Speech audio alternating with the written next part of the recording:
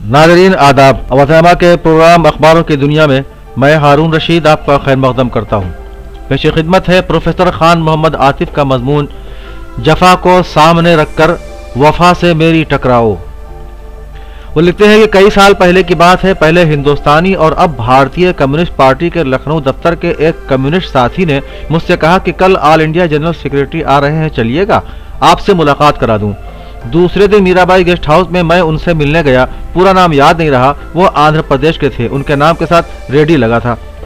उनसे मुख्तलिफ मौजूदा सियासी मसाइल पर बात होती रही। उनका नुक्ता नज़र आम हालात पर साफ और वाज़ेह था। मैं उनके लिए कुरान हकीम का अंग्रेजी तर्जुमा ले गया था, जिसे मैंने उनकी खिदमत में पेश किया और कहा, यह कुरान का अंग्रेजी ट्रांसलेशन है, मगर मेरी आपसे गुजारिश यह है कि आप इसे मजहबी किताब के बजाय कौमों की तबाही व बर्बादी, कमज़ोरों और मजलूमों की मदद करने वाले रहनुमाओं, जिनको इसकी ज़बान में रसूल और हादी कहा गया है और नबी भी, की जालिम हाकिमों के खिलाफ लड़ने वालों की तारीख समझकर मुताला करें। रेड्डी साहब ने गौर से मेरी तरफ देखा और कहा कि प्रोफेसर साहब, आप तो बड़े सलीकामंद मुबल्लिग हैं। मेरी जानकारी में आज तक कुरान जैसी मजहबी किताब को इस ढंग से किसी ने पेश नहीं किया, बल्कि इसे मजहबी किताब के रूप में पेश करके हम जैसे खुदा नाशनास लोगों पर भारी बोझ डाल देते हैं। अब मैं इसको इसी रोशनी में पढ़ूंगा।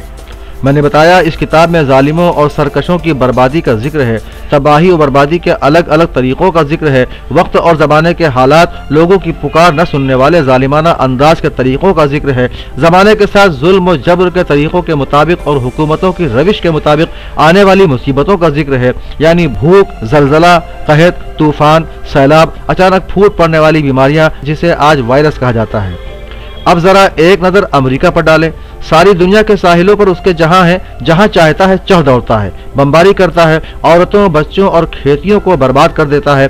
हर तरफ उसकी फौजें खूरेजी में लगी हैं, मगर खुद उसके यहाँ हर साल शहरों में बाहमी फायरिंग में हजारों घरों में कोहराम बर्पा होता रहता है। सैकड़ों बच्चे, जवान और बूढ़े उसका शिकार होते रहते हैं। बर्फ के तूफान उठते हैं जो लाखों इंसानों की खुशियों पर पानी फेर देते हैं और करोड़ों डॉलर की इमलाक तबाह और बर्बाद कर देते हैं। इस तरह पूरी दुनिया पर हुक्म चलाने का ख्वाहा अमरीकी निज़ाम हुक्मरानी अपने लोगों और पानी और फजा पर काबू पाने में बेबसी का जीता जागता नमूना है। जुल्म की हर तान अल्लाह को नापसंद है। इंतहा यह है कि उसे शिर्क गवारा है अगर वो अदल इंसाफ पर कायम हो, लेकिन जालिम व अदल मसावत से आरी मुसलमान नापसंद। मुस्लिम दुनिया आज इस्लाम पसंदों का कब्रिस्तान बन चुकी है। यही वजह है कि माल और दौलत की फरावानी के बावजूद अपनी बेवजनी का शिकार है। दुनिया की कौमों में बेवकार है। उसकी समाजी जिंदगी अजाब व अजियतनाक जहनी व फिक्री नीलामी में जकड़ी हुई है, जहाँ बाहम गर्दन जदनी का अजाब भी है। इसराइल जैसी नहीफ और पस्त कौम के खौफ और अमरीकी फरमाबरदारी से गराबार भी। प्रोफेसर खान आतिफ लिखते हैं कि इसके लिए बतौर सनद रसूल अकरम सल्लल्लाहु अलैहि वसल्लम का बस एक जुमला हाजिर खिदमत है। मुसलमानों के खिलाफ एक मुशरिक कबीले के सरदार की सरकूबी के लिए हजरत उसामा को आपने रवाना किया। ऐन हालत जंग में जब कबीले के सरदार और हजरत उसामा का आमना सामना हुआ और जैसे ही हजरत उसामा की तलवार बुलंद हुई, कबीले के सरदार ने कलमा ला इलाहा इल्लल्लाह का नारा बुलंद किया, मगर हजरत उसामा की तलवार चल गई और उसका सर तन से जुदा हो गया। ये फातिहाना मदीने में दाखिल हुए, मगर नबी करीम तक ये खबर पहले ही पहुंच चुकी थी कि मकतूल ने नारे हक बुलंद कर दिया था, मगर उसामा ने उसका सर कलम कर दिया। आप सल्लल्लाहु अलैहि वसल्लम ने उसामा से फरमाया, उसामा, कलमा ला इलाहा इल्लल्लाह खून की चादर में लिपटा हुआ तुम्हारे सामने आएगा तो क्या जवाब दोगे? ये मुस्लिम हुक्मरां जो बाहम गर्दन जदनी और इस्लाम पसंदों की कत्ल गारतगरी में लगे हैं, क्या उन तक इस फरमान की खबर नहीं पहुंची? अब जरा एक नजर चीन पर। सब कुछ तो है, हवाओं पर, समंदरों पर, शाहराहों पर, माल और दौलत पर, समाजी आसूदगी पर, हर तरह की फरावानी पर कुदरत रखने वाली इंतजामिया जिंदगी के बेशुमार वसाइल पर कब्जे के बावजूद एक वायरस ने उसके होश व हवास गुम कर दिए और घबरा कर चिल्लाने लगे, दुश्मन की तरफ उम्मीद भरी निगाहों से देखने लगे और अमेरिका के सामने गिड़गिड़ाने लगे। कई सौ लोग हलाक हो गए, कितने अस्पतालों के कैदी होकर रह गए और वहाँ की इंतजामिया और सरकार एक आसमानी मुसीबत के सामने बेबस है।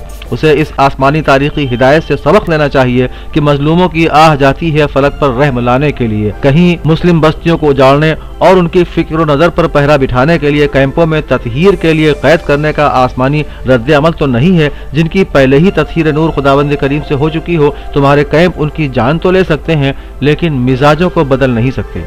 اب ذرا ایک نظر ادھر بھی، آزادی کی لڑی جانے والی مشترکہ جنگ کے آخری مرحلے میں مسلمانوں کو اقتدار میں ان کی آبادی کے تناسب سے حصہ داری نہ دینے کے نتیجے میں ہندو مہا سبھا کے 1937 والے اعلان کہ مسلم بنگال یعنی جہاں مسلمانوں کی اکثریت ہے اور مسلم پنجاب جہاں مسلمانوں کی اکثریت، اس بدگوشت کو کاٹ دو۔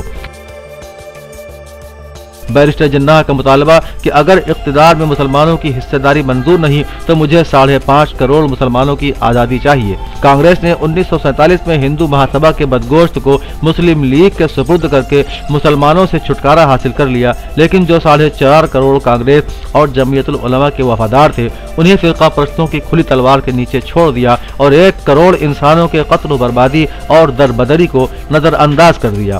پھر بقیہ مسلمانوں کو پردے کی آڑ سے سرکاری ملازمتوں سے بے دخلی کے خفیہ سرکولر جاری کیے گئے۔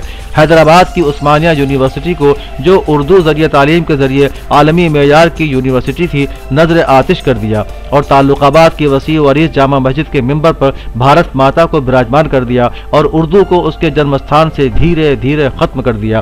مغربی بنگال کی کمیونسٹ سرکار بھی مسلمانوں کی سرکاری نوکریوں سے بے دخلی کی روش پر ہی چلتی رہی۔ آزادی میں حکمراں قوم کے دماغ کھلتے ہیں، مگر یہاں سب کچھ الٹا ہوتا رہا۔ طاقت ملی تو کثرت کے زوم میں سب نحیف و علیل نظر آنے لگے اور اس کارساز ہاتھ سے بے خبر رہے جو خود ان کے عقیدے میں ترونی کی شکل میں اندر اندر چلتی رہتی ہے۔ وہ اچانک 2014 میں سنگم پر ابل پڑی اور کھلے عام مسلمانوں پر یورش شروع ہو گئی، مگر اسی کارساز ہاتھ نے نکسلوادی بھی پیدا کر دیے، ماؤوادی بھی، اور بوڈو جیسی تحریکیں بھی ابل پڑیں اور کشمیر میں بھی فوج پر کشمیر کے اندر ہی حملے شروع ہو گئے۔ آپ نے 2 آتنکی مار دیے اور آپ کا 1 جوان مارا گیا، تو کیا یہ سودا نفع کا ہے؟ اور کیا لکھنؤ میں فوجی سامان کی نمائش سے اس کی بھرپائی ہو سکے گی؟ آپ کو خبر ہی نہیں کہ ملک پر عذاب الہی نازل ہونا شروع ہو چکا ہے، جو حاکم قوم کے افراد کی جبری سرکاری اداروں سے سبکدوشی اور بے دخلی کی شکل میں ظاہر ہو رہا ہے۔ 50 لاکھ سے زیادہ نوجوان خالی ہاتھ ڈگریاں لیے دوڑتا پھر رہا ہے، اسے روزی روٹی نہیں مل رہی ہے۔ 1 کروڑ لوگ نوکریوں سے نکالے جا چکے ہیں اور یہ سب کچھ مودی سرکار کی غیر منصفانہ پالیسیوں کا نتیجہ ہے جو اکثریت کو جھیلنا پڑ رہا ہے۔ اس میں خمیرہ گاؤ زبان کا بھی بڑا دخل ہے۔ عزیزان وطن کو خبر ہی نہیں کہ بت پرستی وحدانیت کے غلاف میں لپٹی ہوئی ہے۔ یہی وجہ ہے کہ ویدک زمانے سے لے کر اب تک یہ قوم پچھلی برباد ہونے والی قوموں کے برخلاف تباہی و بربادی سے محفوظ رہ گئی، اس لیے کہ تم بھی 1400 سال والے مشرکین عرب کی طرح ان بتوں کو ایشور نہیں مانتے بلکہ اس تک پہنچنے کا ذریعہ جانتے ہو، مگر تمہاری بدعمالیوں کے نتیجے میں سیلاب، زلزلے، بھوک، قحط، قتل و غارت گری، بد انتظامی، بدعنوانی، رشوت اور صاحبان اقتدار کی رسوائی کبھی ریپ کے الزام میں، کبھی ناجائز ڈھنگ سے دولت کمانے کے الزام میں سامنے آتی رہتی ہے، اور حاکم قوم کا تمام وسائل پر قبضہ ہونے کے باوجود امن و سکون چھین لیا گیا ہے۔ اگر غور کرو گے تو اس آئینے میں تم کو اپنی شکل صاف نظر آ جائے گی۔ کاش تم اچھے کرموں کے بدلے سورگ اور برے کرموں کے بدلے اپنے ہی دھرم کی روشنی میں نرک کی گرمی کا احساس پیدا کر کے بھارت کو ایک بار پھر دنیا کی جنت بنانے کا کام کرتے، جو تمہاری بدعمالیوں کے نتیجے میں نرک کا نمونہ بنتا جا رہا ہے۔ تم نے ہماری قدر نہ کی، جب ہم حاکم تھے ہم نے تم کو لالا کہا، لالا کہتے ہیں بڑے بھائی کو، مگر تم نے ہم کو کتے کا پلہ کہا۔ ہم نے تم کو مولانا محمد علی جوہر، حسرت موہانی، مولانا آزاد، ڈاکٹر ذاکر حسین دیے، بریگیڈیئر عثمان اور عبدالحمید دیے، مگر تم نے ہم کو توگڑیا، نرسمہا راؤ، اڈوانی، کلیان سنگھ، گورکشک، مودی، یوگی، امت شاہ اور نرنجن گوگوئی دیے۔ غرض یہ ہے کہ تمہاری 70 سالہ تاریخ میں نمونے کا کوئی بشر موجود نہیں، مگر ہم نے جو نام دیے وہ بے داغ ہیں، نفرت سے پاک ہیں، ملت کے نہیں ملک کے خدمت گزار رہے۔ تم دیکھو تو ہم نے کیا کیا اور تم کیا کرتے رہے ہو۔ جفا کو سامنے رکھ کر وفا سے میری ٹکراؤ، تم اپنا جائزہ لے لو تو لینا امتحان میرا۔